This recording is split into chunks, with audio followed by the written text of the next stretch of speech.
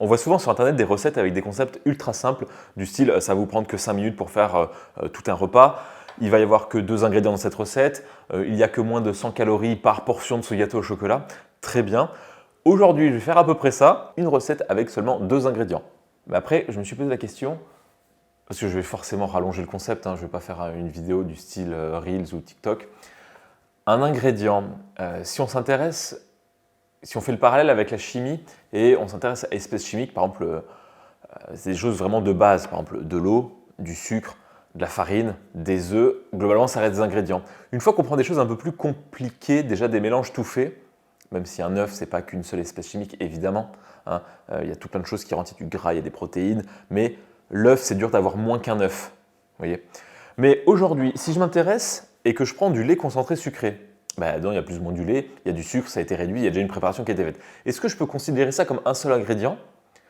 Objectivement, j'ai envie de dire que non, mais pour aujourd'hui, je vais dire que oui, parce que c'est beaucoup plus simple pour faire que 2 ingrédients.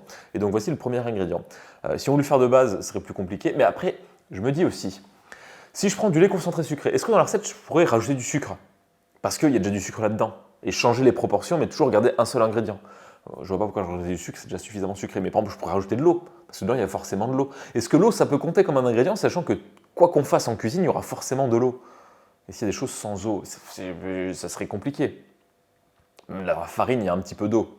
Si on prend juste de la farine, et je vois pas le principe de manger de la farine crue, ou même de la cuire, on pourrait enlever de l'eau, mais voilà. Oui, rien que cette introduction est beaucoup trop longue pour ce qu'elle devrait être, mais je trouvais ça intéressant de faire un concept très simple sur une vidéo de 10 minutes. Je vais sortir le deuxième ingrédient quand même. Est-ce que j'en ai déjà ? J'en ai pléthore dans ma collection de 15 000 farines. Forcément, ça va être un truc sec. Et la fécule de tapioca. J'ai mes 2 ingrédients et on peut commencer. Il nous faut aussi un magnifique saladier et quelque chose pour mélanger, du type fouet. Peut-être même une cuillère de type concave ou convexe. Pour prendre ça, bref, allez. Et c'est tellement simple que je ne vais même pas vous donner les quantités. Donc le but, c'est d'avoir une pâte qui se tienne à peu près. Donc d'habitude, ce gâteau, je le fais avec 3 ingrédients. Le lait de coco, le sucre et la farine de manioc. Enfin, la fécule de manioc. C'est un jeu de consistance à chaque fois. Et voilà, je fais de la cuisine. Donc là, en termes de glucides, on est sur un très haut niveau parce que ça, la fécule, c'est quasiment que des glucides. Et encore un moment où je vais un petit peu tricher, c'est que je vais beurrer le moule. Et donc là, est-ce que ça compte comme un 3e ingrédient ? Je sais pas, de toute façon, le 3e ingrédient, ça a toujours été l'amour. Donc bon, de base, on triche. J'ai l'impression que la plupart du temps, j'essaie de rendre simple des recettes, des techniques, des choses, enfin des techniques vite fait, qui peuvent paraître compliquées à certains. Là, c'est le contraire. J'ai l'impression de complexifier quelque chose qui aurait pu être très simple. Et que là, au moins, je veux une certaine épaisseur pour avoir de la croûte. Là, je maximise la croûte sur les côtés, vu que le périmètre est beaucoup plus important que la surface, pour un rectangle que pour un rond. Enfin, beaucoup plus, ça dépend. Mais on a encore un certain volume. Donc ça, je mets au four. Combien de temps ? Le temps que ça soit cuit. On a quelque chose de très particulier. Ça a gonflé. Alors que je pensais... Bon, là, ça dégonfle. C'est très mou. À un moment, si ça gonfle, forcément, c'est moins... Et là, on dirait qu'on a du caramel au-dessus. Je ne sais pas ce que c'est. Ça m'a l'air cuit depuis le temps que c'est. Ça va sûrement se dégonfler. Je ne sais pas comment faire, peut-être pour que ça reste gonflé. Il y a des parties qui vont peut-être le rester. Je ne pensais pas que ça ressemblerait à ça, mais je suis très agréablement surpris. Parce que les gâteaux chewing-gum, si vous avez vu, j'en ai déjà fait plusieurs, ça n'a pas du tout cette texture. Finalement, une recette à 2 ou 3 ingrédients, quand on en substitue un, ça peut changer beaucoup de choses. Voilà, on va le mettre comme ça. Je vais laisser refroidir un petit peu et après on goûte. Je remets ça là, bougez pas, voilà. Et il y a plusieurs textures et ça c'est cool. Donc là, le bord, il est croustillant, voire dur. Il y a ce côté un petit peu caramel. C'est fou, hein. Est-ce que c'est le gâteau de l'année ? Avec 2 ingrédients, non. Il ne fallait pas s'y attendre. Mais il est hyper intéressant. Il y a vraiment ce côté dulce de leche. Il y a quelque chose à faire. Je sais pas moi, en l'étalant plus finement. On pourrait faire une tuile avec ça. On pourrait... Je mets ça de côté et on va partir sur des petits tests avec les mêmes choses. Ma glycémie est à 8. Et si je ne donne pas l'unité, c'est bon. Bon, deuxième fournée, j'ai fait la même chose. 2 ingrédients, je ne vais pas le remontrer. Et là, ce que je voulais essayer de faire, c'est... Oui, mais qu'est-ce qu'il nous fait ? Ça ressemble à rien. Bah oui, mais depuis le temps. C'est peut-être l'habitude. Je voulais faire quelque chose d'assez fin. Donc là, quelque chose qui pourrait éventuellement s'étaler. Pour pimper un peu le tout, c'est mettre des pignons. Alors, je ne vais pas tous les faire aux pignons parce que si ça ne marche pas, Vu le prix du truc, j'aurai un peu la mort. Voilà, je vais les faire au sésame. Sur quelque chose de beaucoup plus fin, ça peut complètement changer. Voilà. Pourquoi pas essayer d'en frire? Je vais essayer de faire genre type churros. Je vais pas en faire trop. Ah ouais, non, c'est pas à frire apparemment. On dirait une cellule qui s'autodétruit. Voilà, donc non, ça ne se frit pas cette pâte. Par contre, dans le four, si on regarde dans le four à côté, on dirait presque quelque chose de sympa là. À voir ce que ça peut donner. Celui au sésame me fait de l'œil.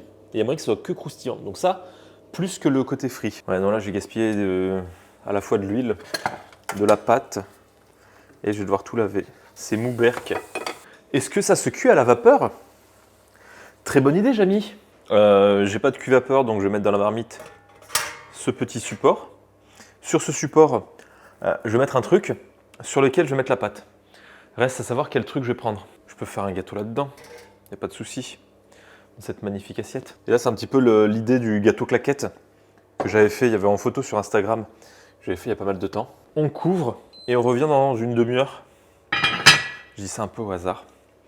Mais dans le four, ça a l'air prometteur. Et le troisième, dans l'introduction que j'ai filmé avant d'avoir fait tout ça, je savais que j'allais faire une recette à 2 ingrédients, mais je ne pensais pas que j'allais faire 3 cuissons. Et là, donc, on a 2 ingrédients en 3 cuissons. Et ça m'a l'air pas mal, ces petites tuiles biscuits. Un petit peu genre... ça peut le faire.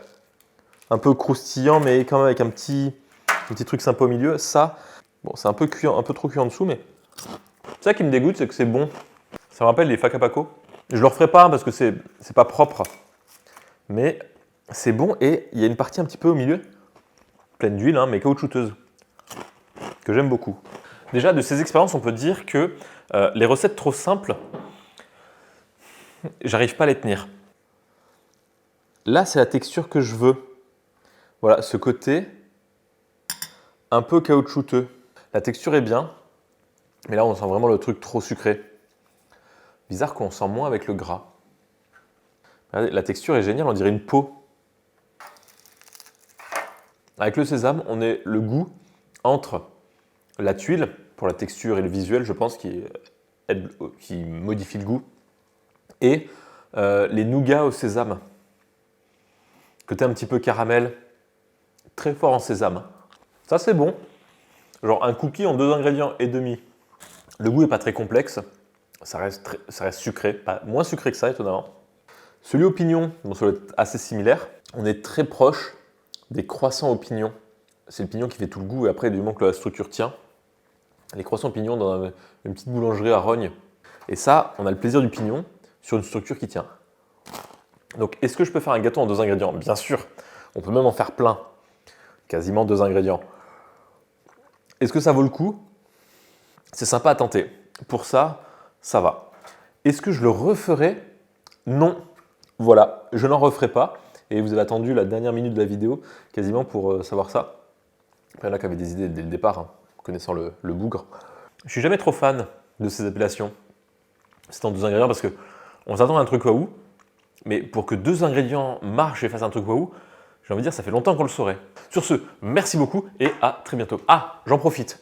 On s'approche doucement, mais sûrement des 100 000 abonnés. Merci à tous. Pas individuellement, mais en tant que collectif. Et donc, ce que je voulais faire, c'est préparer un genre de FAQ vidéo où je réponds à des questions pour les 100 000 abonnés que je publierai au moment le plus proche où je vois qu'on passe les 100 000 abonnés, où j'essaierai de répondre à certaines questions pour à peu près faire un résumé de ce que j'ai fait, de ce que je compte faire. Voilà. Donc, si vous avez des questions, quelles qu'elles soient, aussi farfelues soient-elles, ça ne veut pas dire que je vais y répondre. Il y a un petit lien dans la description pour un formulaire, comme ça je pourrais centraliser après les trier, tout ça. Voilà. Voilà. Si ça vous dit, c'est ce dont je vais. Donc sur ce, merci beaucoup et à très bientôt.